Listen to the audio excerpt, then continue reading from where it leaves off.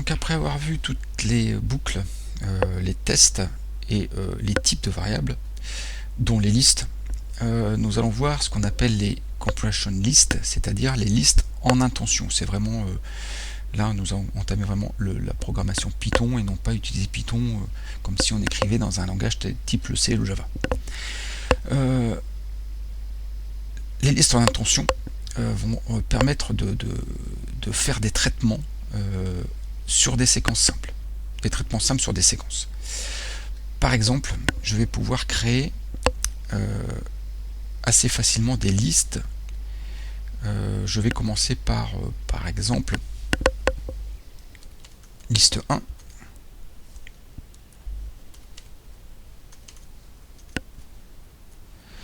1. Je vais déclarer une liste. Voilà. Et dedans, je vais directement non pas mettre des valeurs, mais appliquer sur quelque chose d'itérable une opération quelconque. Donc je vais par exemple je vais prendre nombre exposant 2 for nombre in, et je vais utiliser, comme on l'a vu la leçon juste avant,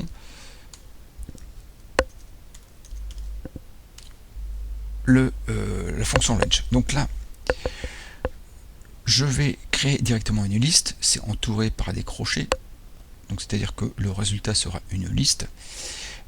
Dans cette liste, je crée une liste à partir de la fonction range de 1 à 9, c'est-à-dire que là j'ai une liste qui va de 1 à 9, c'est-à-dire range de 1,10 à 1 inclus 10 exclu.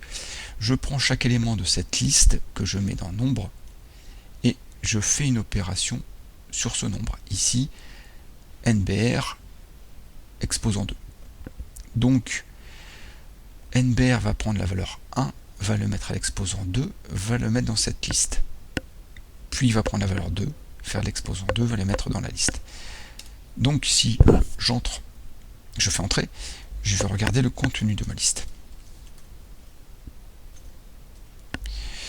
Et on voit que ma liste est composée de 1, 4, 9, 16, 25, 36 et ainsi de suite. C'est-à-dire bien des nombres exposant 2. Les nombres de 1 à 9 exposant 2. Donc on arrive à créer comme ça des listes assez facilement en faisant des calculs et en parcourant quelque chose dans cette même liste. Je peux reprendre ici par exemple et je vais pouvoir faire ce que je veux ici. C'est-à-dire que je vais pouvoir faire par exemple nombre fois lui-même.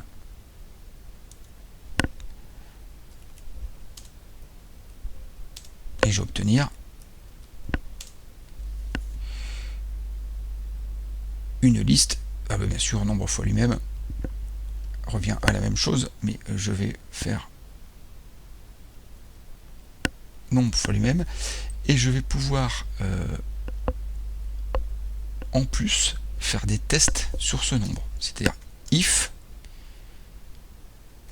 NBR par exemple modulo 2. Et on voit ici que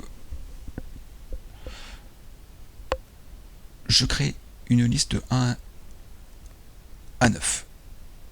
Chaque nombre prend chaque élément de cette liste. Si ce nombre est pair, donc modulo 2, alors je fais nombre fois nombre.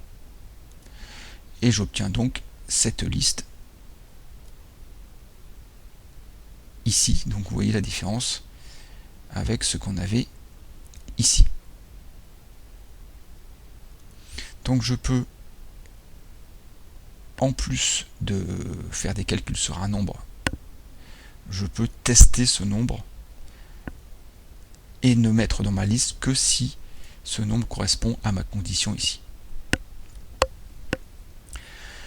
Je vais prendre un autre exemple. Je vais prendre par exemple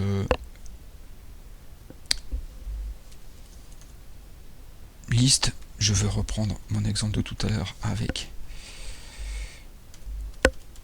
pomme, poire,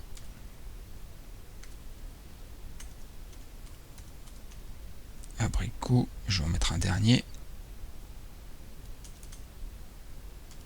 Ananas.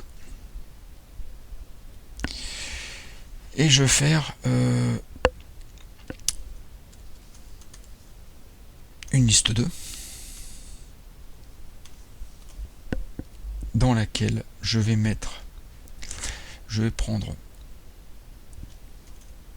fruits point upper, je vais mettre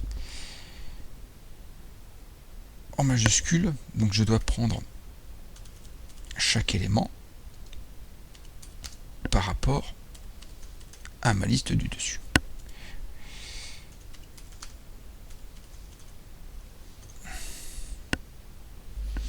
Et vous voyez que là, donc j'ai affecté une méthode à la chaîne de caractères qu'on a déjà vu qui est upper, et je prends chaque élément de ma liste ici, que je mets dans fruit, et je mets en majuscule cet élément de ma liste.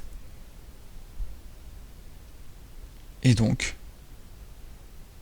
j'obtiens ce résultat dans ma liste 2. Je peux bien sûr mettre ce que je veux ici, mettre en majuscule, inverser les majuscules minuscules, comme on l'a vu dans le cours sur les chaînes de caractères. Je vais créer une chaîne de caractères, une table de multiplication, pardon. Je vais l'appeler multi.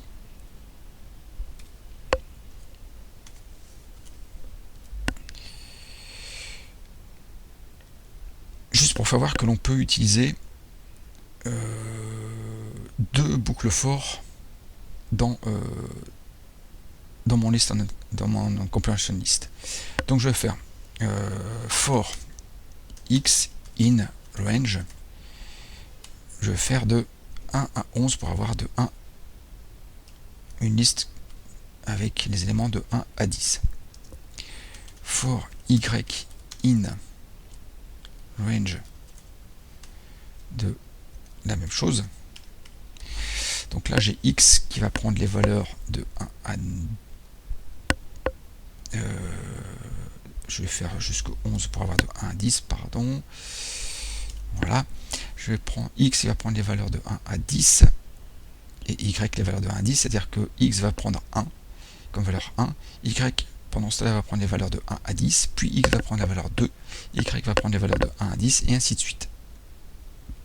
Et donc je vais récupérer ces valeurs et faire un calcul, et donc je vais faire le calcul x fois y. Je vais regarder le résultat.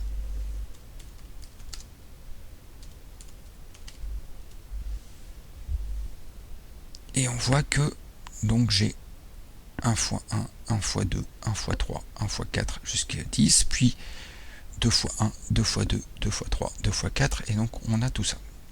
Si je veux avoir un peu plus de précision, je vais dire que mon résultat sera un tuple. Hop. Ah. Voilà. Mon résultat sera un tuple dans lequel je vais mettre les valeurs de x, virgule, y, virgule, et le reste ici. Comme ça, je saurai tout mon calcul. Et donc là, je vois que 1 fois 1 égale 1. 1 fois 2 égale 2. Ainsi de suite. 3 fois 9 égale 27. 7 fois 3 égale 21. Et donc je peux comme ça faire mes listes en attention, mes compressions de listes, pardon. Je peux faire mes compressions de listes assez complexes qui vont me donner comme résultat quelque chose de simple. je pourrais de la même manière faire ça avec les dictionnaires. Je vais l'appeler dico.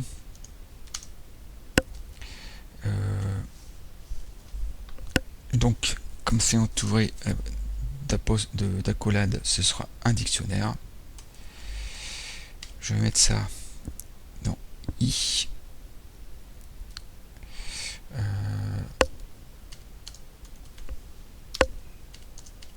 Je vais faire in range de 65 à 65 plus 26. Voilà. Donc pourquoi 65 plus 26? Parce que si on regarde valeur 65 c'est petit a, et donc 65 plus 26 c'est grand A.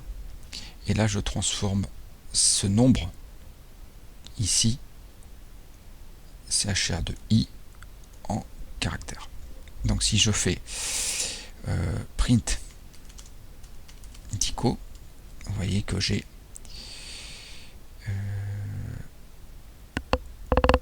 la correspondance, pardon, c'est 65, oui 65 c'est grand A, pardon. Donc j'ai la correspondance chr de a ici,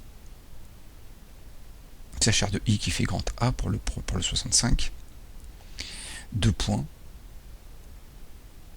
i, et donc j'ai ça ici, tout ça ici, qui correspond à chaque fois, à chaque élément de mon dictionnaire. Alors pour être plus propre, je viens de voir que j'avais fait un espace, je peux le refaire pour qu'il n'y ait pas d'espace entre les deux. Voilà, et j'ai ma correspondance en quelques instructions, j'ai ma correspondance de mes chaînes de mes caractères en sa valeur décimale. Donc voilà pour les comprehension list